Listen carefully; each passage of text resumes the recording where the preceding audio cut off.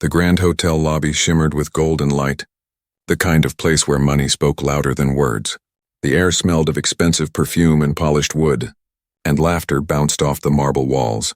In the center of the room stood a black piano, elegant but forgotten, its surface dull from dust and time. Guests passed it without a glance, treating it like just another piece of furniture. Mr. Donovan, a tall, sharp-suited millionaire, walked in with his usual pride. He was known for his wealth and arrogance, the kind of man who measured people by their clothes and cars. That evening he was surrounded by his rich friends, each holding a glass of wine and a fake smile. They were in high spirits, mocking everything and everyone they saw. Their laughter caught the attention of the staff, who worked quietly nearby. Among them was Eli, the hotel concierge, a man in his late 30s with calm eyes and gentle manners. He moved with quiet grace, always respectful, always polite. No one knew much about him, and few cared. To them, he was just a worker, invisible and ordinary. As Eli polished a brass stand near the lobby's entrance, Mr. Donovan's gaze drifted toward the dusty piano. "What a waste," he said loudly. "Such a fine instrument. And no one here even knows how to play it," his friends chuckled. One of them replying, "Maybe your concierge can play for us." "Donovan?" The group burst into laughter. Eli paused for a moment but said nothing. He simply continued wiping the stand, his eyes steady but calm. Mr. Donovan smirked and leaned on the piano, tapping one of its keys with a lazy finger.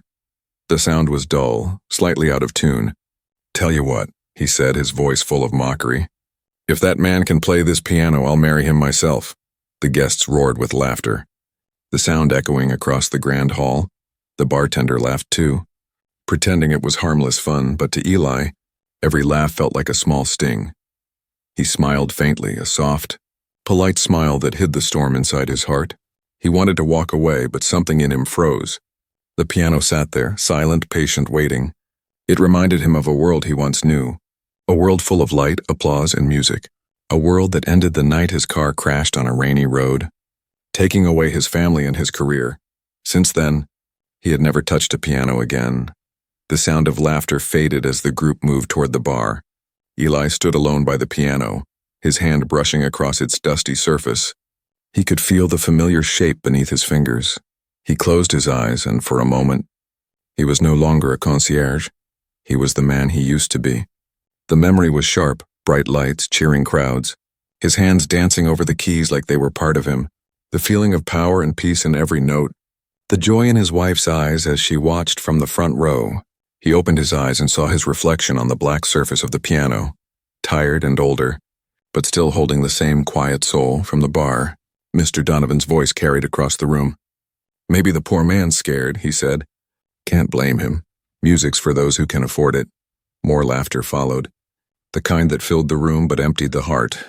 Eli straightened his tie and bowed slightly as a new guest walked by, pretending not to hear. But deep inside, something changed. The humiliation didn't break him. It awakened something, a spark buried deep for years that night. Long after everyone left and the lights dimmed, the piano stood alone in the empty lobby. Eli returned with a small cloth in his hand. He wiped the dust from the piano gently, each stroke careful, respectful. He lifted the cover and touched a key, just one. The sound echoed softly, trembling through the silence. A small smile appeared on his face, not from joy, but from peace. The sound wasn't perfect, but it was alive, he whispered to himself. Maybe tomorrow. In that quiet, empty hall, under the soft golden light of a single chandelier, a promise was born. Eli didn't want to prove anything to the millionaire or his friends. He wanted to prove something to himself, that music still lived in him even after everything he had lost. The night guard, half asleep at his post, heard a faint tune drifting through the air, slow and beautiful. He didn't know where it came from, but he felt something strange, a chill and a warmth at the same time. When Eli finally closed the piano and walked away, the moonlight touched his uniform. He looked back once more, eyes filled with both sadness and quiet determination. The laughter from earlier no longer mattered. Tomorrow he would play again, not for them, but for the music, for the part of himself that never died. And somewhere in the shadows of the lobby, a single note still lingered, as if the piano itself had been waiting for him all these years. Eli woke early the next morning, the city still half asleep. The streets outside the hotel were quiet. washed clean by a light rain that had fallen overnight. He walked through the lobby as usual, carrying his cleaning cart, his shoes making soft sounds on the marble floor. Everything looked the same. The chandeliers glittered. The front desk shone.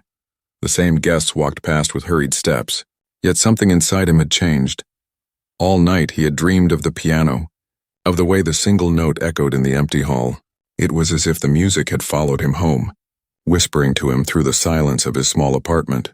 He hadn't touched a piano in 10 long years, and now one simple note had awakened memories he thought he had buried forever. As he cleaned near the piano, he paused again. His fingers brushed the polished wood gently, like greeting an old friend. The piano no longer looked dusty or forgotten. It looked alive, waiting, patient, like it remembered him too. But Eli shook his head and stepped back. No, he told himself, not again. Music had taken too much from him already. It had given him glory, then taken everything he loved, his wife's laughter, his daughter's voice, gone in a single crash on a wet road after a concert he was too proud to cancel. The guilt had never left him. It was easier to disappear into quiet work, behind a uniform, behind politeness, behind silence. Yet that morning, as he wiped the brass counters, he overheard 2 young guests talking. "Did you hear the millionaire last night?" one said, laughing. "He said he'd marry the concierge if he played the piano." The other laughed harder. "Imagine that, a rich man marrying a janitor." Their laughter echoed exactly like Donovan's. Eli lowered his head, pretending not to hear. But his chest tightened. He wasn't angry, and he was tired.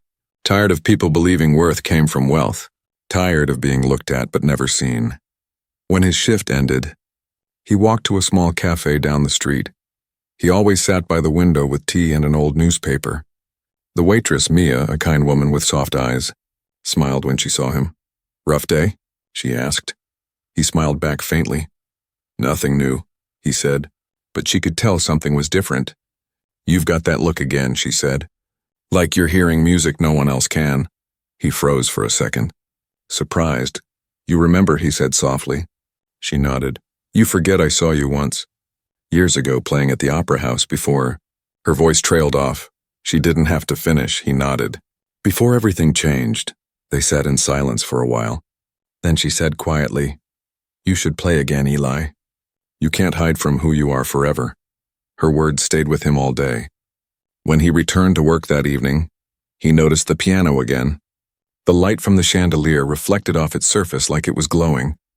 He could almost hear his wife's voice in his mind. "Play for them, Eli." He looked around. The lobby was nearly empty. Only a few guests passed by, unaware of the quiet storm inside him. He took a slow breath and sat down on the piano bench. His fingers hovered above the keys. Shaking slightly, it felt strange, almost sacred, like touching something holy after years of exile. The first note came out weak, then another. The sound was rough, like a voice unused for years, but slowly, the melody began to form. It was the same song he used to play for his daughter at bedtime, soft and full of love. Tears blurred his eyes, but he didn't stop. His fingers began to remember. The years melted away, the music poured out, quiet but full of emotion. The night staff stopped to listen. The janitor, the receptionist, even the guard. They all turned toward the sound. Their tired faces softened. The hotel, usually filled with noise and chatter, was now wrapped in music that spoke straight to the heart.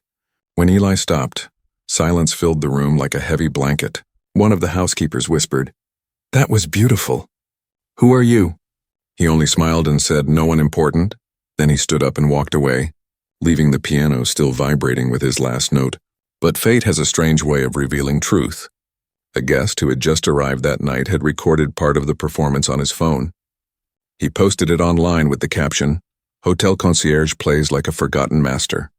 By morning, the video had spread across social media.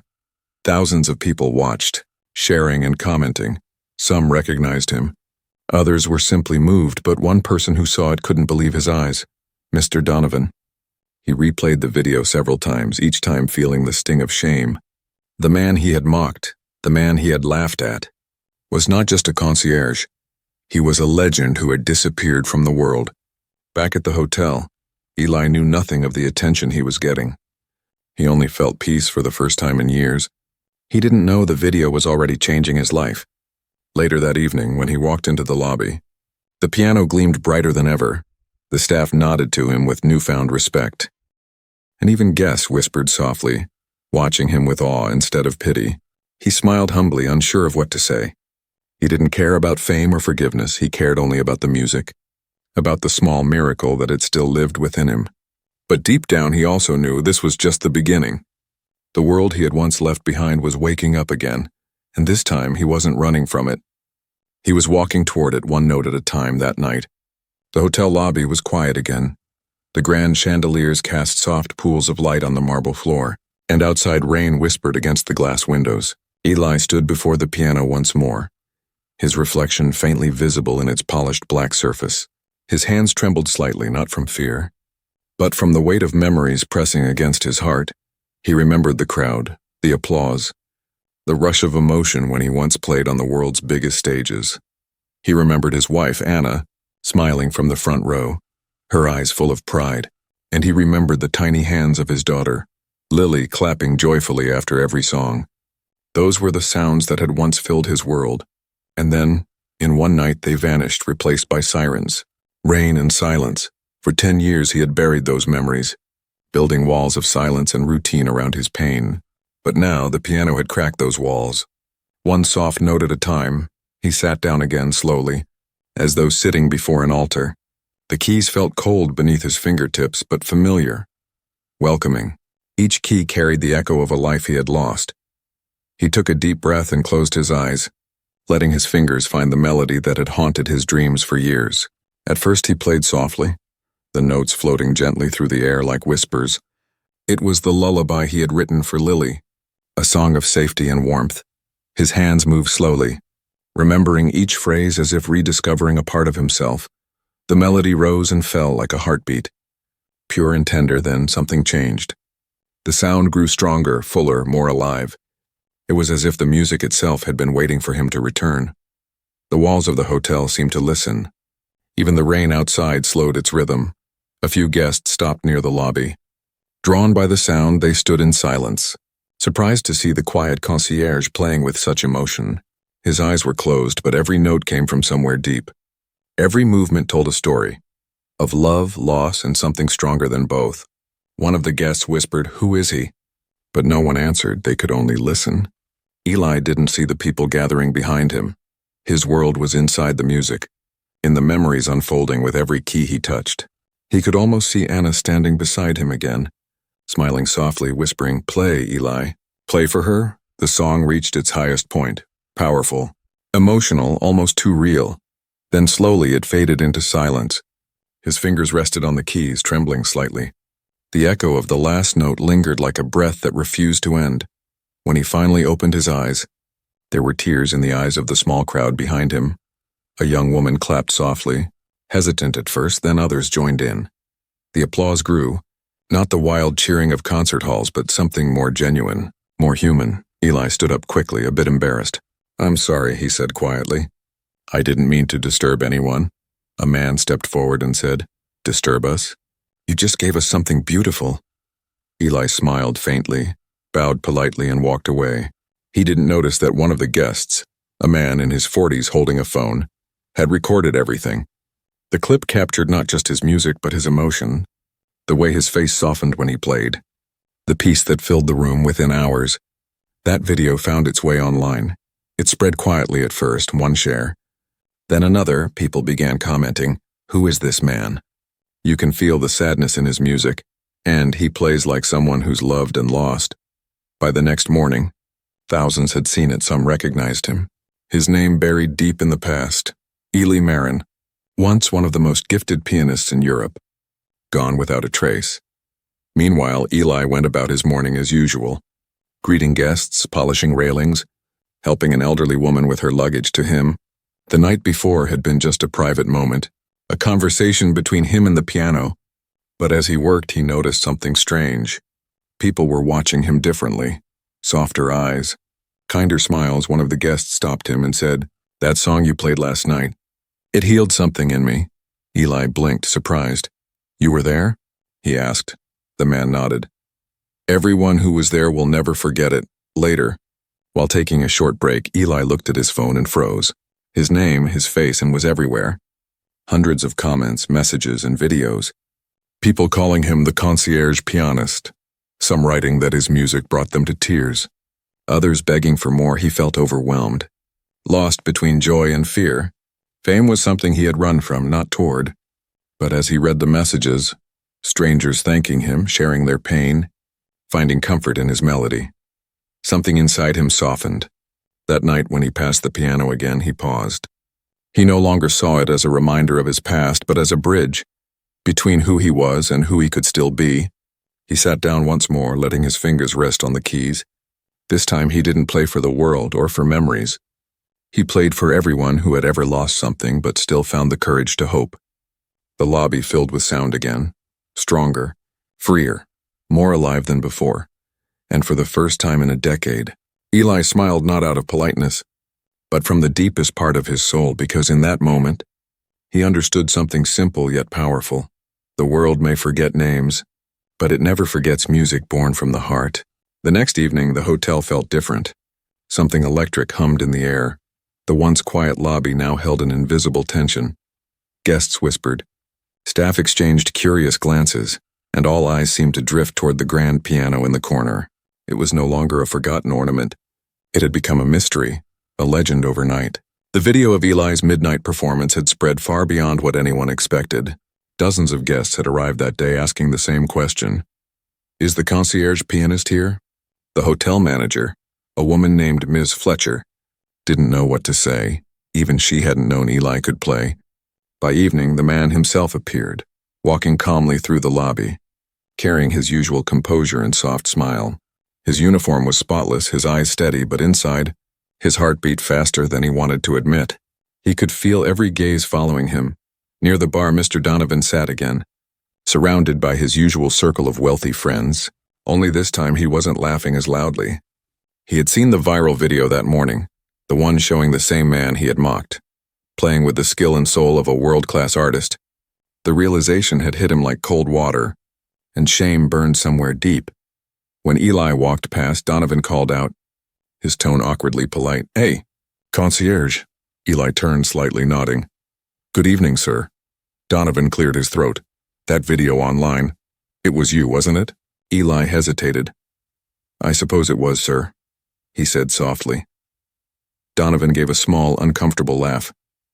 You play pretty well. His friends exchanged glances, half expecting him to make another joke, but he didn't. Something about the way Eli looked at him, calm, kind, without even a trace of resentment, made him lower his voice. I didn't know, he said, almost to himself. It's all right, Eli replied. Few people do. Then he smiled faintly. Music doesn't care who listens, only that someone does. And he walked away toward the front desk.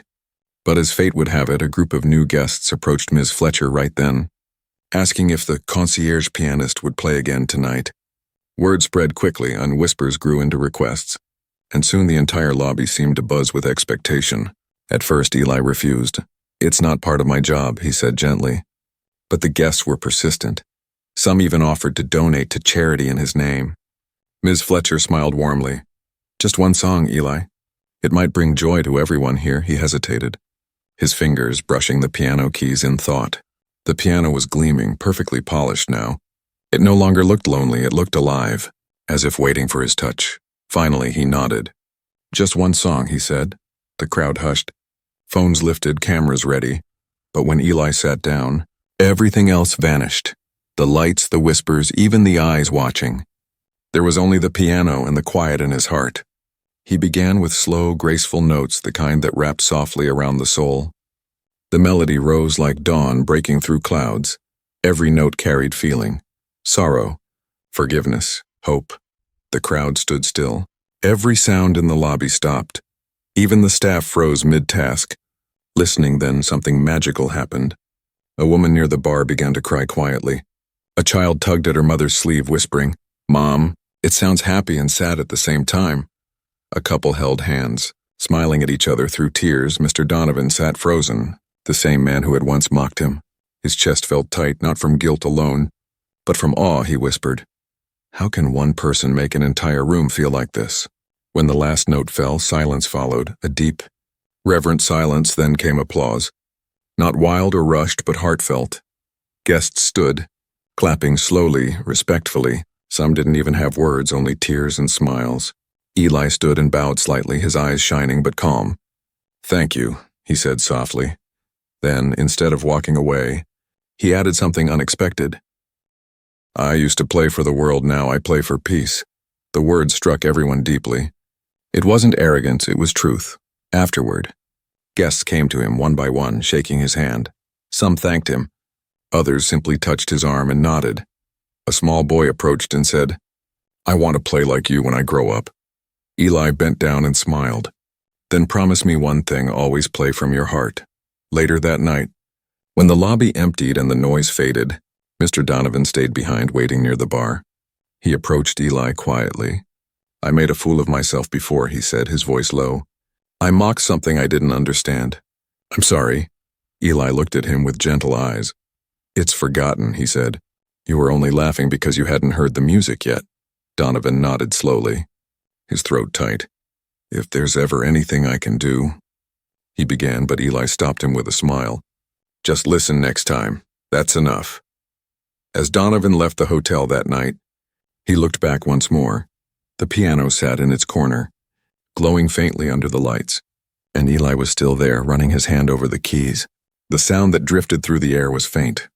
Not a full song, just a few quiet notes, but they carried a strange peace, like forgiveness set to melody, and somewhere deep inside, Donovan knew he'd never hear anything more beautiful in his life. The night after Eli's unforgettable performance, the hotel lobby still hummed with the echoes of his music. Guests who had witnessed it could not stop talking. Staff whispered about him in quiet admiration, and the old piano that had once sat ignored was now treated like a sacred treasure. Every time someone walked past it, they slowed down, hoping to catch a glimpse of the man who had made it sing again. But Eli himself came to work the next morning like nothing had changed. His shirt crisp, shoes polished, his calm smile the same. He greeted guests politely, carried luggage, answered questions, and polished the brass railings as always. It was as if the night of magic had never happened. But beneath his calm surface, something stirred, and a quiet joy and a quiet fear. He had played again, truly played, and it had awakened something he had thought was gone forever. Music had filled the cracks inside him, but it also reopened old wounds. Memories of Anna and Lily, the faces he had tried so hard to bury, now visited him in every note he remembered. Later that day, as he was arranging flowers in the lobby, Ms. Fletcher, the hotel manager, approached with a smile that could barely contain excitement. "Eli, you're famous," she said, holding up her tablet on the screen. There were thousands of comments and millions of views on the video from the night before. Eli blinked, surprised. "Famous?" he repeated softly. Ms. Fletcher nodded. "Yes. People all over the world are talking about you. Journalists are calling, news channels want interviews. They're calling you the gentle concierge pianist. Isn't that wonderful?" He smiled faintly, but his eyes looked distant. "I'm not sure it's wonderful," he said quietly. Ms. Fletcher frowned. "Eli, this could change your life." He looked at the piano in the corner. Shining beneath the lights, "It already did," he said simply, and returned to his work. By evening, the hotel was full again. Crowds had come not for rooms, but for him. Guests from other hotels walked in just to see if he'd play again, and among them was Mr. Donovan, the millionaire who had mocked him days ago. Dressed sharply as always, but humbler now, he carried a small black case in his hand. When Eli saw him, he nodded politely. "Good evening." "Sir." Donovan smiled nervously. "Good evening. I brought something for you." He opened the case to reveal a brand new set of gold-tipped piano keys. "They're from my company's design division," he said. "I had them custom-made to replace the worn keys on that piano. Consider it my apology." Eli looked at the gift quietly for a long moment, then shook his head gently.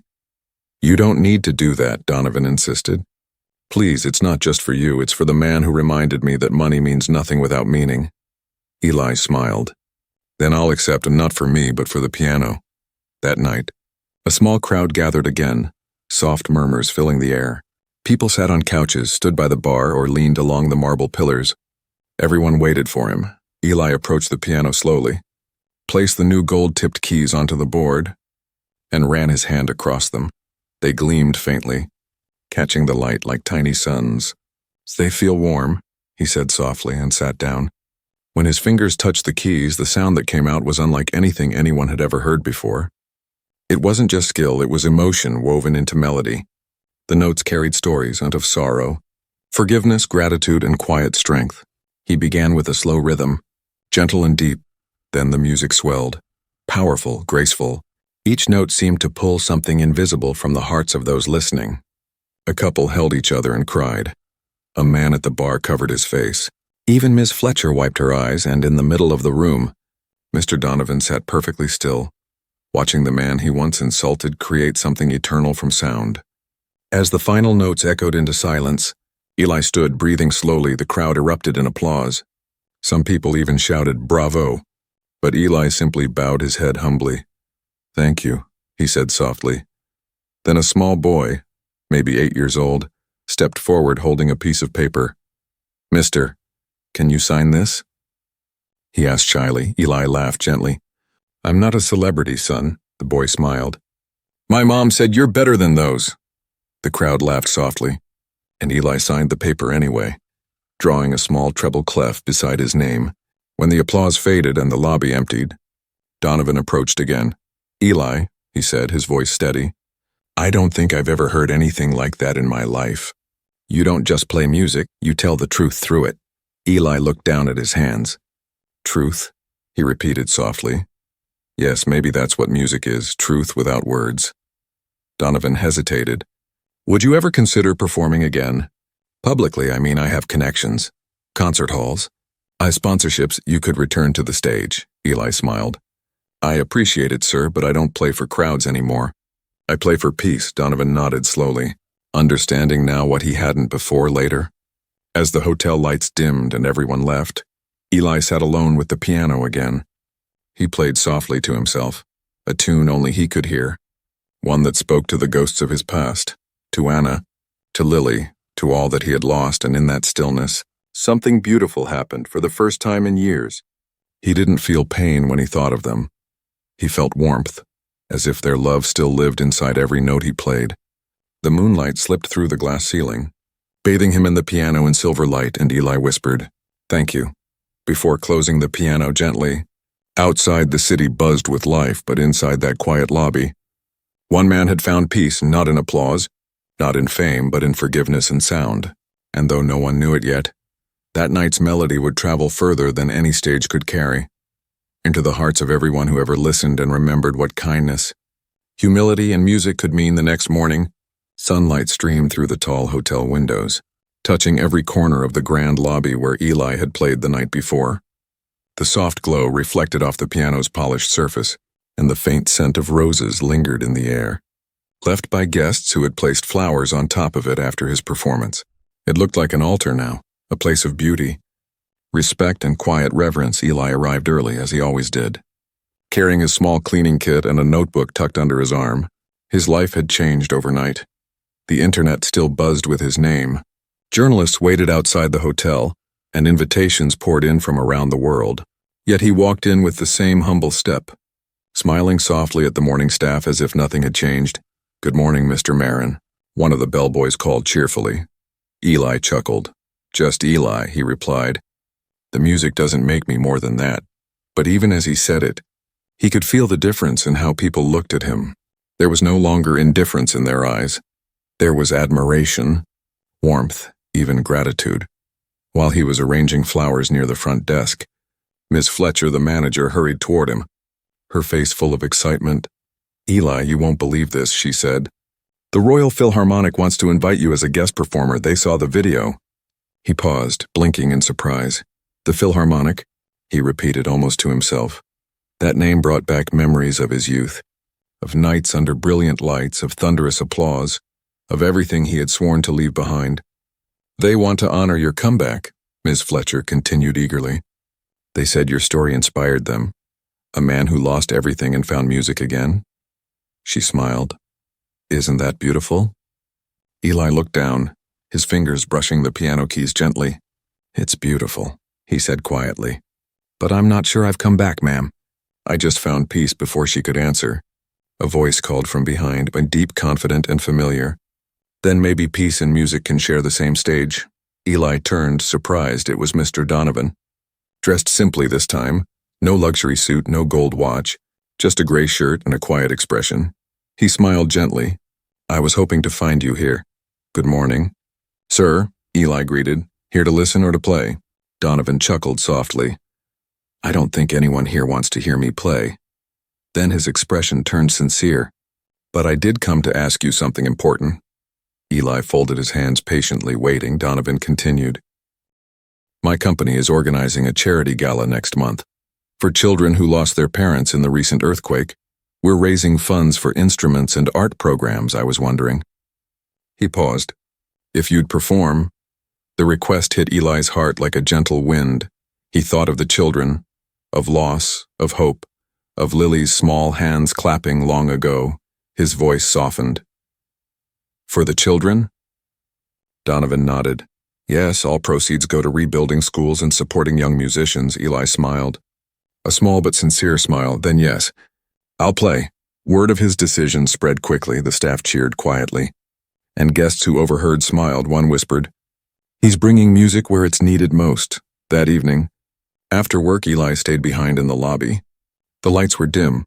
The city outside glowed with life. He sat at the piano again, but this time he wasn't practicing for perfection. He was preparing for meaning. His fingers moved softly over the keys, forming a melody both gentle and powerful. Each note seemed to speak, not of sorrow anymore, but of healing, forgiveness, and love. As he played, he closed his eyes, and for a brief moment, he imagined a large hall filled with children, some with bandaged hands, some sitting quietly, listening, smiling. In his mind, he could see them finding comfort the same way he once did, through sound that spoke without words. The night guard, who had become his silent fan, listened from afar. He whispered to himself, "It's like he's speaking to souls, not ears." When the song ended, Eli looked up at the ceiling and smiled. "Anna, Lily," he whispered softly, "maybe this time, the music can help someone else." The day of the gala arrived faster than expected. The ballroom was enormous, crystal chandeliers, red carpets, guests in elegant dresses and tuxedos. But in the center of it all stood a single black piano. Waiting, Eli walked in wearing a simple black suit, the same one he had worn years ago during his last concert before his life fell apart. He felt nervous, not from fear of judgment, but from the weight of emotion. Donovan met him at the entrance, smiling warmly. "You ready?" Eli nodded. For them, always. When the lights dimmed and the hall went silent, he sat at the piano, breathing slowly. The first notes he played were soft. Like a whisper, each sound was tender, fragile, and real. Then the music grew, stronger, fuller, filling the room with emotion so deep it brought tears to many eyes. In that moment, Eli wasn't a concierge or a broken man. He was a messenger of peace, playing not for applause but for healing.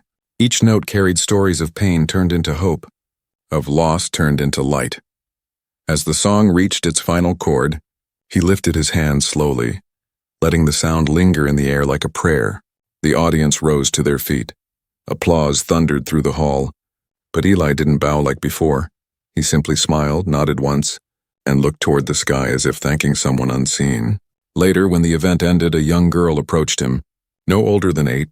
She held a small, cracked violin and said shyly, "I want to play like you someday." Eli bent down, smiling warmly. "Then promise me one thing. Play to make people feel, not just to be heard." She nodded eagerly, and he touched her violin gently. "Then you already have what it takes." That night, as Eli stepped outside, the cold wind brushed against his face. He looked up at the stars and whispered, "Maybe this was why I stayed." For the first time in years, the silence around him felt like a friend, not an enemy, and somewhere, faint but certain, he thought he could hear his daughter's laughter carried by the wind, blending with the music still echoing in his heart. The world had started to change around Eli, faster than he ever expected. The morning after the charity gala, his name was on every major news site, the concierge who played for broken hearts. From silence to symphony, Eli Marin's return, the headlines read. He never asked for attention, yet the world had found him again. The hotel lobby became busier than ever. Guests from faraway cities came just to hear him play a single note. Some brought flowers, others brought tears. A quiet melody had become a storm of inspiration. People called him a miracle, but Eli didn't feel like one. He still began each day as he always had, with quiet work, a kind word, and a soft smile, but inside, he carried a deep, unshakable peace.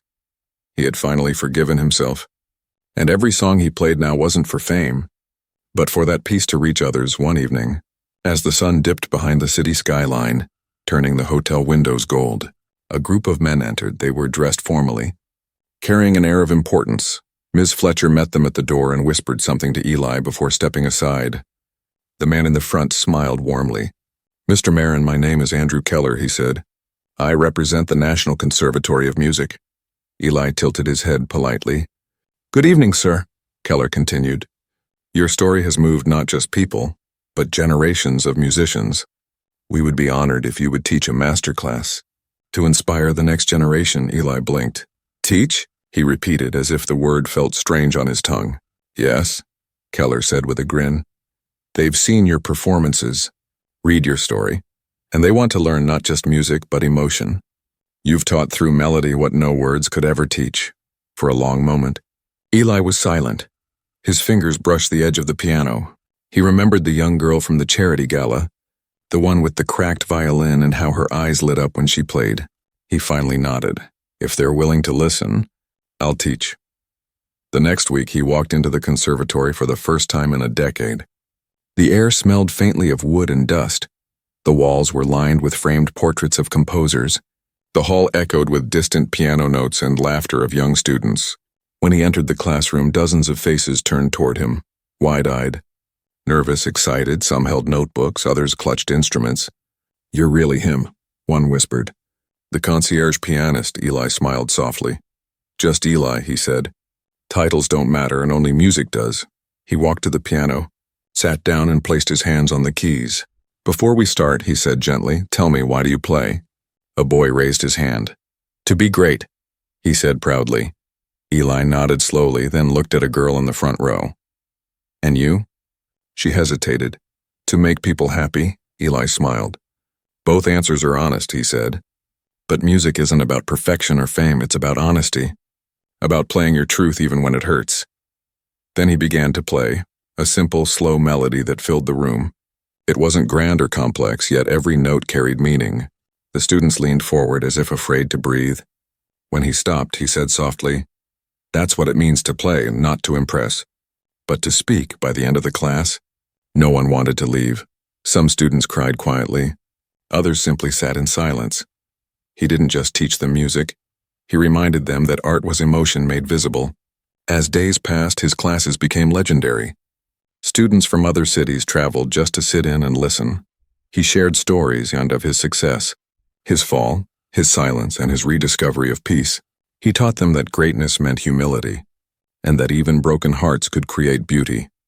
One afternoon, while teaching, he noticed a familiar figure standing by the door, Mr. Donovan. Smiling proudly, "I didn't want to interrupt," he said after class. "I just wanted to see the man who turned pain into something divine." Eli chuckled softly. "I'm not divine, sir. Just fortunate." Donovan nodded. "No, Eli. You're proof that sometimes the broken keys make the sweetest music." He handed Eli an envelope. "Open it," he said. Inside was a letter, an official grant from Donovan's foundation to support underprivileged music students. The header read, "The Eli Marin Scholarship for Music and Hope." Eli stared at it in disbelief, his throat tightening. "You named it after me?" Donovan smiled. "After the man who reminded me that every life, no matter how quiet, can play a song worth hearing." Tears filled Eli's eyes. "Thank you," he whispered. Donovan shook his head. "No, thank you for teaching me what wealth truly means." That night, when Eli returned to the hotel, the lobby was empty. He sat at the piano one more time, the same place where his story had started. He looked around the quiet hall, the chandelier lights reflecting softly across the marble, the faint scent of polish in the air. He placed his hands on the keys and began to play a new song, one he had never written before. It was gentle, joyful, alive. It told a story, not of loss, but of redemption, of kindness, of second chances outside. People walking by the hotel slowed down, drawn by the sound drifting through the glass. The melody seemed to wrap around them like a warm embrace. And as the last note lingered in the air, Eli whispered to himself, "Maybe this is what I was meant to do all along. Not to play for applause, but to awaken hearts somewhere beyond the stars." He felt that two souls, Anna and Lillian, were listening, smiling, proud, and in that moment Eli Marin, once lost in silence, had finally completed his song. Not the one he began years ago, but the one life had written through him, note by note, heart by heart. The night was calm. The sky stretched wide above the city like a velvet curtain embroidered with stars. Inside the hotel, the grand piano gleamed softly under the golden chandelier, a silent witness to everything that had changed. The lobby that once echoed with laughter and arrogance was now a place of quiet wonder, a sanctuary of sound and memory. Eli sat alone beside the piano, his reflection shimmering faintly across its polished black surface. 10 years ago, this instrument had been his silence. Now it was his voice. He smiled faintly, running his hand along the edge, tracing the lines that had become as familiar as his own heartbeat. The world outside still whispered his name, but fame no longer touched him. It wasn't applause or recognition that moved him anymore. It was the quiet gratitude of strangers, the small smiles of children learning music, the warmth of those who found peace in his melodies. He had finally learned what his wife once told him. "Music doesn't make you great, Eli, it makes you whole." A gentle breeze slipped through the open window, carrying with it the scent of rain and the distant hum of the city. Eli closed his eyes, letting the rhythm of the world blend with his thoughts. In that moment, everything felt still, balanced, right? Then he heard footsteps, slow and familiar. He turned to see Mr. Donovan walking toward him, no longer the proud, loud man from before, but someone humbled, transformed. He carried a small, old vinyl record in his hands. "I found something," Donovan said softly. "It's one of your recordings from before the accident." Eli took the record gently, his eyes softening. "I didn't think any of these survived." Donovan smiled faintly. "Neither did I, but it showed up in an auction lot. I thought it should return to its owner." They sat together for a moment, the room filled with silence thicker than words. Eli placed the record on an old player that sat on the side shelf, a relic the hotel kept for decoration. The gentle crackle filled the air, and then came the sound, his own younger self playing, alive, fiery, full of ambition. He listened quietly, his expression unreadable. Then he chuckled softly. "I used to play like I had something to prove," he said. "Every note was a competition. Every pause a battle." Donovan tilted his head. "And now?" Eli looked at the piano before him. "Now I play like I have something to share." When the record ended, he closed his eyes and took a deep breath. "Thank you for bringing this," he said. Donovan nodded. "No, Eli, thank you. You reminded me that people can change, that I could change." Eli smiled. "People don't change because of music, sir. They change because they finally start listening." A few days later, Eli received a letter in the mail. It was written on thick paper with the crest of the Royal Conservatory. It invited him to an award ceremony not for performance, but for lifetime contribution to the art of humanity through music. He read it twice. Stunned, the words didn't sound like they belonged to him. He showed the letter to Ms. Fletcher, who clapped her hands in delight. "Eli, that's incredible. You have to go." He smiled quietly. "It's not the award that matters," he said. "It's that they finally see music as something human, not perfect." That evening, he walked through the city streets, the lights painting golden patterns on the wet pavement. A small crowd recognized him and waved, but he just smiled, greeting them kindly in a small park nearby. He heard faint piano notes, a child practicing on a public instrument. The melody was hesitant, clumsy, but honest. Eli stopped and listened. The little girl noticed him and froze. "You're him," she gasped. "The concierge pianist." He chuckled softly. "Just Eli," he said. "Keep playing." The girl hesitated. "But I keep getting it wrong." He crouched beside her and placed a gentle hand on the keys. "Then you're doing it right," he said. "Because real music lives in mistakes. That's where the heart hides." She laughed shyly, pressing a few more notes.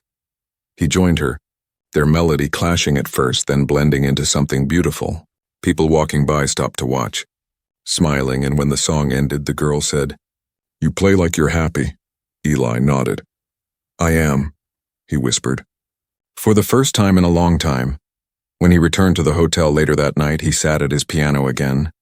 The staff had gone home, the lights were dimmed, and the lobby was wrapped in silence. He opened his notebook and wrote something on the first blank page. Music healed me, but kindness gave me the courage to play again. Then he began to play not the grand pieces of old, but a new melody, slow, tender, full of life.